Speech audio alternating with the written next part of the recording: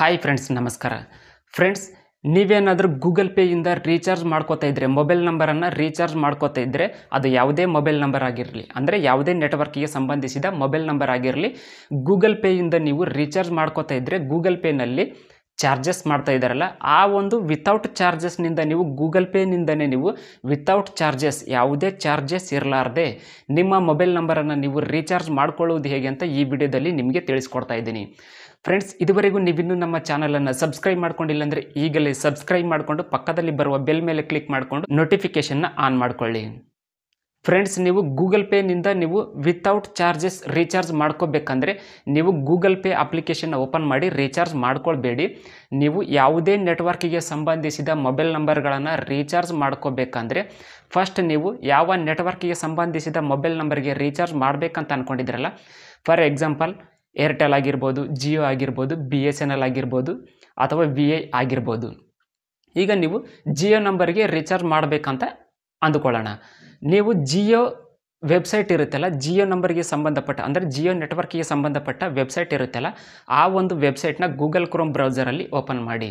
myjio.com ಅನ್ನೋ ವೆಬ್ಸೈಟನ್ನು Google Chrome ಬ್ರೌಸರ್ನಲ್ಲಿ open ಮಾಡಿ. ಹಾಗೆಯೇ ನಾನಿಲ್ಲಿ ಡಿಸ್ಪ್ಲೇ ಮಾಡ್ತಾ ಇದ್ದೇನೆ ನೋಡಿ, ಈ ಒಂದು ವೆಬ್ಸೈಟನ್ನು ಓಪನ್ ಮಾಡಿ. ಅಲ್ಲಿ ನಿಮಗೆ MyJio ವೆಬ್ಸೈಟ್ ಓಪನ್ ಆಗುತ್ತೆ. ಅದರ ಮೇಲೆ ಕ್ಲಿಕ್ ಮಾಡಿ ನೀವು ಅಲ್ಲಿ ನಿಮ್ಮ ಮೊಬೈಲ್ ನಂಬರ್ ಎಂಟರ್ ಮಾಡಿ ಲಾಗಿನ್ ಆಗಿ. ನೀವು ಲಾಗಿನ್ ಆಗ್ತಾ ಇದ್ದಾಗೆ ಅಲ್ಲಿ ನಿಮಗೆ OTP ಬರುತ್ತೆ. OTPನ ಎಂಟ್ರಿ ಮಾಡಿ. OTP ಎಂಟರ್ ಮಾಡಿದ್ರೆ ಲಾಗಿನ್ ಆಗುತ್ತೆ. ಲಾಗಿನ್ ಆದಮೇಲೆ ಅಲ್ಲಿ ನಿಮಗೆ ರೀಚಾರ್ಜ್ ಅಂತ ಒಂದು ಆಪ್ಷನ್ ಇರುತ್ತೆ. ರೀಚಾರ್ಜ್ ಮೇಲೆ ಕ್ಲಿಕ್ ಮಾಡಿ. ರೀಚಾರ್ಜ್ ಮೇಲೆ ಕ್ಲಿಕ್ ಮಾಡ್ತಾ ಇದ್ದಾಗೆ ಅಲ್ಲಿ ನಿಮಗೆ ನಿಮ್ಮ ಮೊಬೈಲ್ ನಂಬರನ್ನು ಎಂಟರ್ ಮಾಡಲು ಕೇಳುತ್ತೆ. ನೀವು ಯಾವ ಮೊಬೈಲ್ ನಂಬರಿಗೆ ರೀಚಾರ್ಜ್ ಮಾಡಬೇಕಂತ ಅಂದ್ಕೊಂಡಿದ್ರಲ್ಲ, ಆ ಒಂದು ಮೊಬೈಲ್ ನಂಬರನ್ನು ಎಂಟರ್ ಮಾಡಲು ಕೇಳುತ್ತೆ. ಮೊಬೈಲ್ ನಂಬರನ್ನು ಎಂಟರ್ ಮಾಡಿದ ಮೇಲೆ ಅಲ್ಲಿ ನಿಮಗೆ ನಿಮ್ಮ ಮೊಬೈಲ್ ನಂಬರ್ ಇರುತ್ತಲ್ಲ, ಆ ಒಂದು ಮೊಬೈಲ್ ನಂಬರ್ಗೆ ಸಂಬಂಧಪಟ್ಟ ರೀಚಾರ್ಜ್ ಪ್ಲ್ಯಾನಿಂಗ್ ಎಲ್ಲ ಓಪನ್ ಆಗುತ್ತೆ.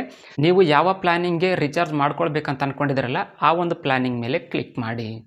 ನೀವು ರೀಚಾರ್ಜ್ ಪ್ಲ್ಯಾನಿಂಗ್ ಮೇಲೆ ಕ್ಲಿಕ್ ಮಾಡ್ತಾ ಇದ್ದಾಗೆ ಅಲ್ಲಿ ನಿಮಗೆ ಕೆಳಗಡೆ Paytm, ಗೂಗಲ್ ಪೇ, ಫೋನ್ಪೇ, ಭೀಮ್ ಆ್ಯಪ್ ಮತ್ತು ಇನ್ನೂ ಬೇರೆ ಬೇರೆ ರೀತಿಯಾದ ಆನ್ಲೈನ್ ಅಪ್ಲಿಕೇಶನ್ಗಳು ಅಲ್ಲಿ ನಿಮಗೆ ತೋರಿಸುತ್ತೆ. ನೀವು ಗೂಗಲ್ ಪೇನಿಂದ ರೀಚಾರ್ಜ್ ಮಾಡ್ಕೋಬೇಕಂದ್ರೆ ಅಲ್ಲಿ ಗೂಗಲ್ ಪೇ ಅನ್ನೋ ಆಪ್ಷನ್ ಇರುತ್ತೆ. ಗೂಗಲ್ ಪೇ ಮೇಲೆ ಕ್ಲಿಕ್ ಮಾಡಿ. ಗೂಗಲ್ ಪೇ ಮೇಲೆ ಕ್ಲಿಕ್ ಮಾಡ್ತಾ ಇದ್ದಾಗೆ ಅಲ್ಲಿ ನಿಮಗೆ ಗೂಗಲ್ ಪೇಗೆ ಸಂಬಂಧಿಸಿದ UPI ID ಎಂಟರ್ ಮಾಡಲು ಕೇಳುತ್ತೆ. ಗೂಗಲ್ ಪೇಗೆ ಸಂಬಂಧಿಸಿದ UPI ID ನೀವಲ್ಲಿ ಎಂಟರ್ ಮಾಡಿ. ನೀವಲ್ಲಿ ಗೂಗಲ್ ಪೇಗೆ ಸಂಬಂಧಿಸಿದ UPI ID ಎಂಟರ್ ಮಾಡ್ತಾ ಇದ್ದಾಗೆ ಪಕ್ಕದಲ್ಲಿ ನಿಮಗೆ ಪೇ ಅಂತ ಒಂದು ಆಪ್ಷನ್ ಇರುತ್ತೆ. ಆ ಒಂದು ಪೇ ಅನ್ನೋ ಆಪ್ಷನ್ ಮೇಲೆ ಕ್ಲಿಕ್ ಮಾಡಿ.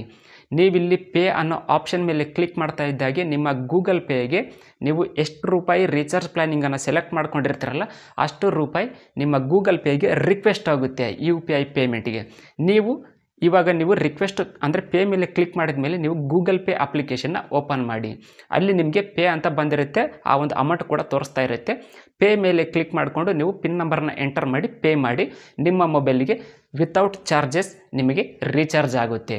ಈ ರೀತಿಯಾಗಿ ನೀವು ಯಾವುದೇ ರೀತಿಯ ಎಕ್ಸ್ಟ್ರಾ ಚಾರ್ಜಸ್ ಕಟ್ಟದೆ ನೀವು ಗೂಗಲ್ ಪೇನಿಂದ ಫ್ರೀಯಾಗಿ ರೀಚಾರ್ಜ್ ಮಾಡ್ಕೊಳ್ಬೋದು. ಫ್ರೆಂಡ್ಸ್, ಈ ವಿಡಿಯೋ ನಿಮ್ಗೆ ಇಷ್ಟ ಆದರೆ ಈ ವಿಡಿಯೋನ ಲೈಕ್ ಮಾಡಿ, ಶೇರ್ ಮಾಡಿ, ಹಾಗೂ ನೀವಿನ್ನೂ ನಮ್ಮ ಚಾನಲನ್ನು ಸಬ್ಸ್ಕ್ರೈಬ್ ಮಾಡ್ಕೊಂಡಿಲ್ಲ ಅಂದರೆ ಈಗಲೇ ಸಬ್ಸ್ಕ್ರೈಬ್ ಮಾಡಿ. Thanks for watching. Take care.